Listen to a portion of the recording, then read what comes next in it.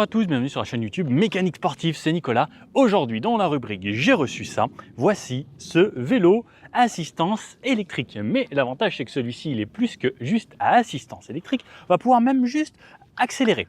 Alors il y a plusieurs types de vélos.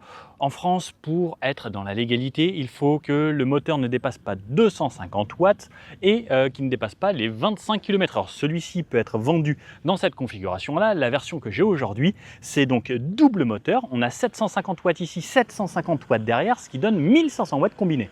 Avec 1500 watts combinés, on va pouvoir quasiment monter partout, même des montées assez raides. C'est donné pour un angle jusqu'à 55 degrés en assistance. 55 degrés, ça commence à être vraiment raide. On va bien sûr, comme d'habitude, faire un test complet de ce vélo. Je vais vous donner toutes les caractéristiques et ensuite, on va faire un essai sur route, chemin, forêt, voir ce que ça donne, puisque ça reste quand même un fat bike qui est fait pour passer partout et faire un test d'autonomie surtout. Ce vélo est à partir de 1399 € sur le site, c'est le Duotz F26. Donc F26, c'est pour les roues en 26 pouces, donc roues en 26 pouces avec ces pneus de fat bike en 4 pouces de large, 26 pouces donc de diamètre, 4 pouces de large. C'est vraiment à la mode, j'en fais pas mal puisque beaucoup de ces compagnies m'envoient ce genre de vélo et j'avoue que j'aime bien parce que c'est agréable à rouler et en vrai c'est très cool. L'autonomie annoncée, 50 km en full électrique jusqu'à 120 km en pédale assist avec le plus petit niveau. Ça c'est dans les meilleures conditions. Donc comme je vous dis, bien sûr on va tester à chaque fois. Moi je vais tester avec la puissance maximum les deux moteurs, comme ça vous fait une idée du minimum qu'on peut faire dans toutes conditions. On peut régler la puissance des moteurs entre 1 et 5 niveaux de base. Ensuite, on peut rentrer dans les menus et aller de 1 à 9 niveaux ou de 0 à 9 niveaux. Après, on peut activer pour qu'il y ait le 1 qui commence tout le temps ou que ça commence avec 0 assistance. C'est un vélo qui est quand même fait pour les grandes personnes. Alors moi, je fais 1m80, j'ai relevé un tout petit peu la selle. Et regardez, 1m80, je suis déjà sur la pointe des pieds très facilement. Donc c'est un vélo qui est plus fait pour les gens qui font entre 1m75 et 2 mètres. Il pourra tracter une personne jusqu'à 150 kg. Alors, je pense que ça peut peut-être faire un petit peu plus, mais pour que ce soit l'idéal, au-dessus de 150 kg, ça commence à forcer un petit peu sur les moteurs, ça peut les faire chauffer. Pareil, ça va tirer beaucoup plus sur la batterie. Au niveau du poids du vélo, le poids du vélo en lui-même, il fait 38 kg, donc c'est un petit peu lourd car on a une grosse batterie ici, on a le contrôleur qui est dans cette boîte-là, et ensuite on a deux moteurs, un à l'avant et un à l'arrière. C'est pour ça aussi que c'est un petit peu plus lourd. On se retrouve avec un cadre en aluminium totalement, mais ensuite on a des pièces un petit peu lourdes comme cette fourche avec le T en acier, le pédalier qui est en acier également, et ensuite la cassette, etc., qui sont pas forcément des pièces haut de gamme, puisque on sait maintenant que les vélos haut de gamme, Specialized fait des vélos jusqu'à 16 000 € pour des vélos à assistance électrique. Là on est sur une autre gamme, mais qui au final au quotidien est vraiment très bien. Il est disponible en deux couleurs, soit en noir et rouge comme celui-ci aujourd'hui, soit en noir et blanc. Au niveau de la batterie, c'est une batterie 48 volts, 17,5 ampères-heure. Au niveau de la vitesse, comme je disais, en France, c'est homologué pour 25 km/h. Ça se débride assez facilement. Vous avez des tutos sur Internet si ça vous intéresse. Et le modèle que j'ai aujourd'hui, à plat, j'arrivais à 51 km/h, ce qui est vraiment très intéressant. Sur l'avant, une fourche télescopique ici, entre 60 et 80 mm de débattement. J'ai pas la valeur exacte, qui est réglable en préload, donc ça c'est selon votre poids. Vous allez régler la fourche plus dure ou moins dure, et de ce côté-là, on peut complètement la bloquer si on ne veut plus avoir de suspension, par exemple quand on veut relancer un petit peu plus ou si on a à monter, ça peut aider à éviter de pomper. Moteur à l'avant, comme je disais, 750 watts ici, 750 watts à l'arrière. On a des freins à disque hydrauliques, des freins à disque qui sont plutôt bons. Franchement, ils freinent assez bien, même sans les avoir rodés. Donc très important aussi le rodage des freins. Les freins vont s'améliorer avec le temps. Au bout de une ou deux sorties, vous allez voir que vous allez avoir un meilleur freinage. On a des disques en 160 à l'avant comme à l'arrière et on a un petit réglage de garde très pratique. À l'arrière, on a un dérailleur, un Shimano tourné. C'est un 7 vitesses avec une chaîne assez basique. Ce qui est bien, c'est que ça force pas forcément sur la chaîne sur ces vélos car c'est directement dans les moyeux. Pareil, lorsque vous allez monter ce vélo, eh bien, il faudra bien assembler et faire attention à surtout comment vous allez monter l'avant puisqu'il y a un moteur à l'avant qui va tracter sur la fourche. Ce vélo arrive en carton, il y a un petit peu de montage à faire. Il faut monter ce gros bloc optique ici à l'avant ainsi que ce garde-boue, la roue avant, les pédales et ici le porte-bagages à l'arrière. C'est pas trop difficile.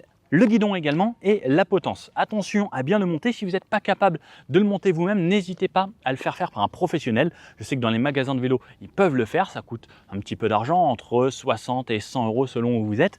Mais ça reste assez important, surtout que c'est des vélos qui vont assez vite et avec deux moteurs, je vous conseille de le faire monter et de bien le sécuriser. On retrouve la batterie qui se situe ici directement dans le cadre. On a deux clés sur ce vélo. Une clé pour démarrer le vélo en lui-même et une clé pour sécuriser cette batterie juste ici. Je mets un coup de clé de ce côté-là et ensuite j'ai un loquet de sécurité qui me permet ensuite de ne pas perdre la batterie. Je tourne un petit peu la roue de cette façon et à partir de ce moment-là, j'ai la batterie. Voici la batterie. Ça pèse entre 2 et 3 kg. Il faut entre 8 à 10 heures pour pouvoir la recharger à la maison. Mais ça coûte pas grand chose. En gros, sur une recharge, on va être entre 8 et 12 centimes selon votre abonnement de facture EDF. Après, comme je vous dis, ça va entre 50 et 100 km d'autonomie.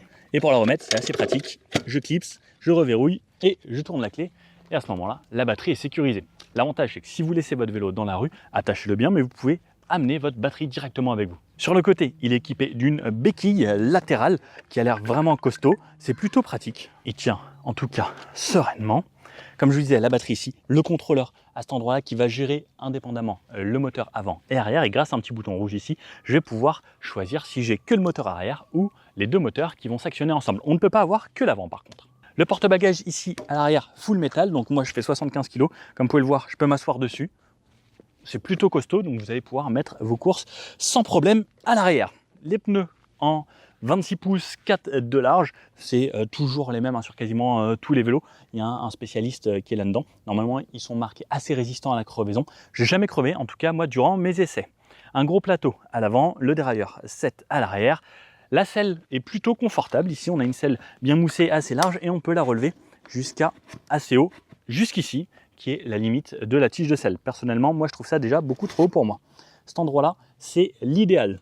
Pour connaître la taille idéale, normalement, quand on fait du vélo, c'est on met la jambe tendue sur le talon et on s'assoit sur la selle. Donc quand on est assis sur la selle, on doit avoir le talon avec la jambe tendue. Si on plie un petit peu plus, c'est pas très grave, surtout si on y va en mode cool. Et en plus avec ce vélo, comme c'est un vélo qui va nous assister, on va pas forcément trop forcer. Par contre, attention, s'il n'y a plus de batterie, ça devient un petit peu lourd, 38 kg.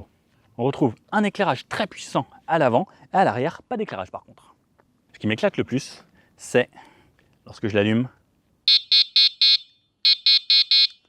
le klaxon est vraiment très puissant que vous entendez arriver. Allez, je vous emmène avec moi découvrir directement à quoi ça ressemble. Donc voilà, je vous refais faire un petit tour du vélo de cette façon, avec la clé ici, la première, et la deuxième directement sur le guidon. Donc allez, je vais m'installer dessus, ce sera le plus simple. Donc pour démarrer ce vélo, je tourne ici avec cette clé un petit peu comme si c'était une vraie moto.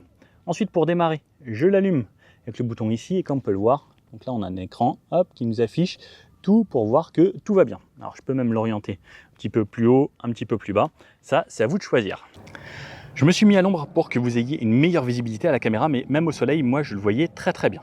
Donc tout en haut, ici 5 barres pour l'état de la batterie. La vitesse en km/h ou en miles, pas, donc ça c'est l'assistance entre 1 et 9. Donc moi je l'ai configuré pour avoir 9 niveaux. À 9 niveaux, je vais à 50 km/h environ.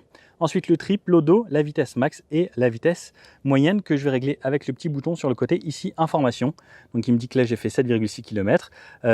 Max 47 km/h, parce que tout à l'heure c'était en miles, je l'ai remis à 0, et average. Donc là je peux l'avoir également comme ça depuis que j'ai redémarré le vélo. Ensuite, pour allumer, klaxon, ici, ça c'est la lumière. Et avoir un moteur ou deux moteurs grâce à cette touche rouge ici. Quand elle est enfoncée, on a les deux moteurs. Quand elle est revers vous, c'est que vous avez un moteur.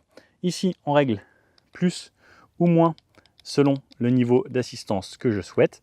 Donc de 1 à 9 ou de 1 à 5. Et sur la droite, ça va être juste le dérailleur ici, là, et les leviers de frein qui sont taillés dans la masse et je trouve ça vraiment très joli.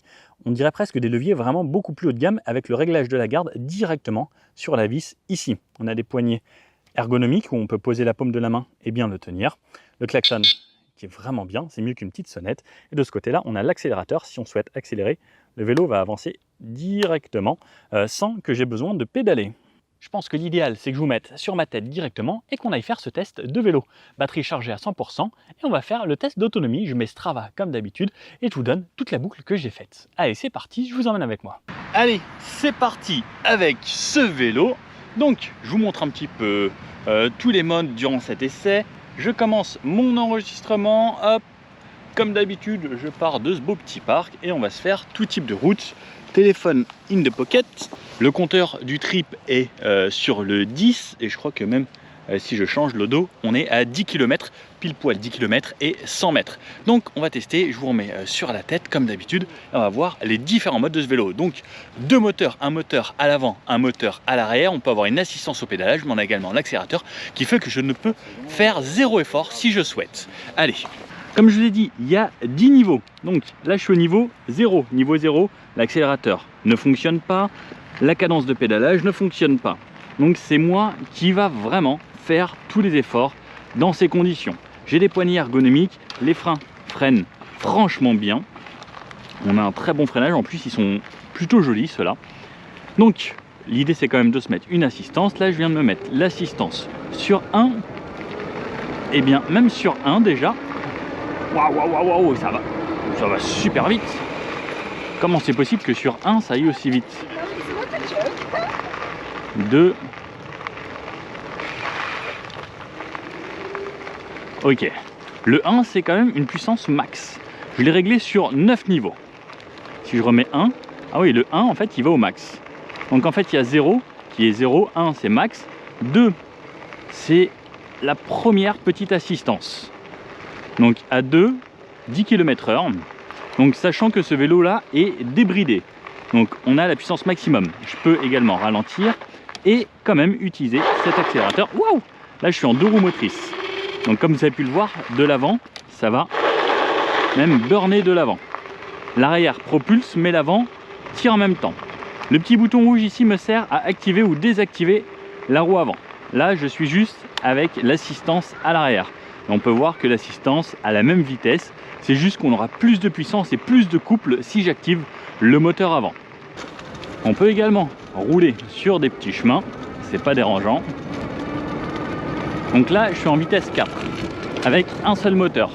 Si je ralentis, je replie sur la petite touche rouge en vitesse 4 avec les deux moteurs. Ouais, ça accélère un petit peu plus. Par contre, oui, effectivement, ça va beaucoup plus vite. Oui, je suis déjà à plus de 40. Donc attention à faire ça dans une zone sécurisée où il n'y a personne. Par contre, à l'accélérateur, regardez, si je tourne, en fait, je vais même avoir facilement la roue avant qui patine. Donc attention à ça, puisque c'est quand même très puissant comme vélo. Et là je suis juste sur le mode 4, mais j'ai l'impression que certains modes donnent quand même la puissance maximum. Et si je me mets en 9, effectivement il y a quand même plus de puissance. Et ça commence à aller très vite. Allez, on accélère. Même dans l'herbe, alors ça secoue un petit peu. On a une suspension à l'avant. Effectivement, pour faire de l'herbe, il aurait été préférable d'avoir une suspension arrière. Mais étant donné qu'on a un fat bike, on a des pneus qui sont quand même plutôt épais, ce qui permet d'avoir un petit peu plus de rebond et donc ça amortit légèrement. Pour la réaccélération, à partir de 0, accélérateur, ça part tout doucement. Par contre, à partir du moment où ça roule ici, donc c'est là où ça va aller beaucoup plus vite. Donc là, on est déjà à 30. Donc là, on est en km/h et c'est vrai que ça marche vraiment bien. Alors par contre, ça va être limite dur de gérer un petit peu la façon de faire, parce que pareil, dès que je pédale, je vais avoir une cadence de pédalage qui va faire en sorte que ça aille limite vraiment beaucoup trop vite. Donc faut pas hésiter à freiner et ensuite attention quand on repart, puisqu'au final ça met de la puissance et du couple quand même assez instantanément. Il est plutôt doux quand on repart sur les pédales, ça repart pas trop vite, c'est assez intelligent et ensuite il va s'y faire et on va monter jusqu'à environ 50 km/h. Donc hop, oulala, cette voiture fume très blanc, ça sent le joint de culasse. Allez, on vient s'insérer ici et même en montée, je suis à plus de 40, 41, 42, ça continue d'accélérer alors que je suis en montée et on peut voir que là j'arrive à 50 km/h environ. Et là ça commence à rouler quand même assez vite. Par contre c'est très pratique, on peut mettre une plaque d'immatriculation sur ces vélos et avec une plaque d'immatriculation ça devient légal. Le freinage très progressif, il est bien, les leviers sont grands, on peut freiner d'un seul doigt, ça sera suffisant et la réaccélération est franchement bonne. Allez, je réaccélère, donc je ne démarre pas aussi vite que le scooter, mais par contre à partir du moment où je dépasse les 20, ça commence à accélérer franchement très correctement. Hop, en virage il est très stable. Et la réaccélération, ça va bien. Et même sur les montées, c'est vraiment assez impressionnant. Et regardez, ça continue d'accélérer même sur la montée. Très plaisant à utiliser. Et donc là, en gros, je me balade à une vitesse de scooter. Et je suis clairement le scooter qu'il y a devant. Hop, sur le freinage, j'équilibre bien, il y a une bonne tenue de route ici. Et je réaccélère, et même sur les descentes, eh bien, j'ai pas forcément besoin d'avoir un scooter. Là, je suis à 55 dans une descente. Effectivement, ça monte quand même vraiment bien. Donc là, mon but, c'est vraiment de vous faire une vidéo où je ne fais aucun effort, puissance maximum, pour vous donner l'autonomie qu'on va pouvoir réussir à faire. Effectivement, on pourra faire beaucoup plus si on ne met pas la vitesse maximum, et sur les versions bridées à 25 km/h, pareil, comme on n'aura que beaucoup moins de vitesse, ce sera plus intéressant. On aura toujours autant de couple, mais beaucoup moins vite. Donc là, pareil, regardez, je suis dans une grosse montée. On peut le voir, ça va monter de plusieurs étages sur quelques mètres. Eh bien, le vélo accélère. Regardez, 25, 26, 27, 29, 30. Alors, on entend les moteurs un petit peu, mais ça marche franchement bien. 31 km/h ici. En vélo, je le ferai jamais de la vie. Donc là, je suis qu'à l'accélérateur. Je pourrais le faire également à la cadence de pédalage. Donc là, soit ça m'assiste de cette façon, ou sinon je peux juste réaccélérer, et avec l'accélérateur, ça amène encore un petit peu plus vite. Par contre, effectivement, ça demande beaucoup de puissance, c'est une grosse montée, ça va vite. Et là, sur 3 km 7, je viens déjà de perdre une barre de batterie. Ce qui est pas mal parce que j'accélère quand même beaucoup.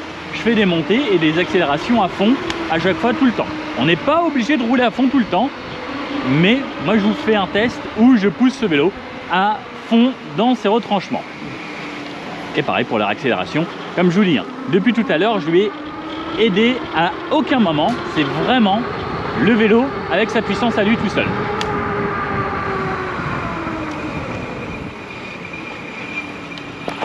Alors, pour le moment, j'ai fait 12,46 km. J'avais perdu 3 barres quand j'étais à fond. J'ai réinitialisé le tableau de bord ici. La batterie s'est remise à 5. Et surtout, j'ai remis 5 modes puisque les 9 modes, au final, ça me convenait pas. Et ça allait trop vite. Donc, cette fois-ci, sur les 5 modes avec le mode 1. Donc, ça part vraiment tranquille. Et le mode 1 me met à 9,9 km/h. En gros, 10 km/h. Ce qui est bien pour de la balade, vraiment très tranquille. Là, j'ai les deux moteurs d'activer. Je peux ensuite mettre le 2 qui réaccélère bien plus fort tout de suite.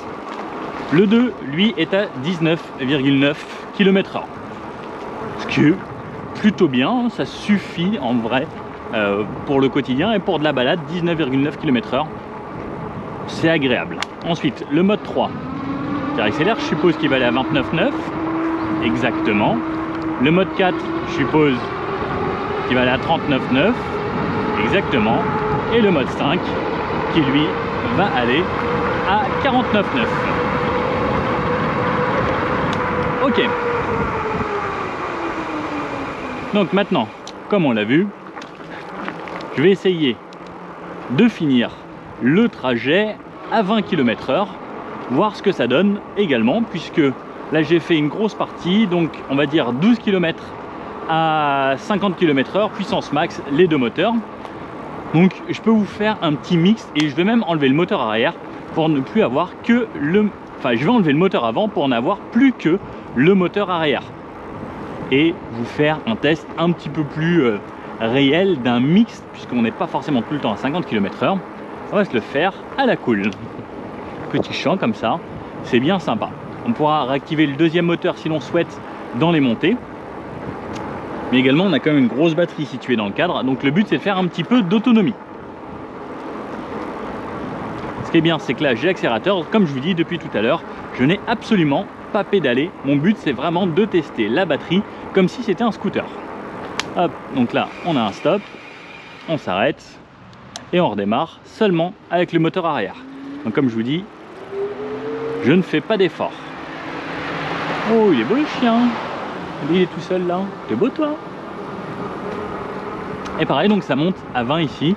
Si je réaccélère, alors étant donné qu'il n'y a que le moteur arrière, c'est un petit peu plus dur. Si je réactive les deux moteurs, Là normalement ça devrait réaccélérer un petit peu plus fort. Le temps que ça se remette en marche, le contrôleur le fait progressivement. Et dans ces conditions, je peux accélérer plus vite. Et comme j'ai dit que je restais à 19, je peux laisser un moteur. Le niveau 2, 20 km/h ça se traîne un peu, je vais mettre 29,9 puisque normalement chez nous c'est 25, je préfère aller un poil plus vite. 20 ça commence à être un petit peu long. Donc allez hop, on tourne ici et on va aller faire le tour dans la base puisque bon, pour la route c'est pas très rigolo ici. Hop, ça freine bien, ça tourne bien, je viens de reperdre une barre. Donc là il me reste 2 barres et comme ça au cas où je suis pas trop loin de chez moi. J'ai fait donc 4 km avec seulement le moteur arrière à 20 km/h et là je vais faire la fin à 30 km/h, seulement le moteur arrière également.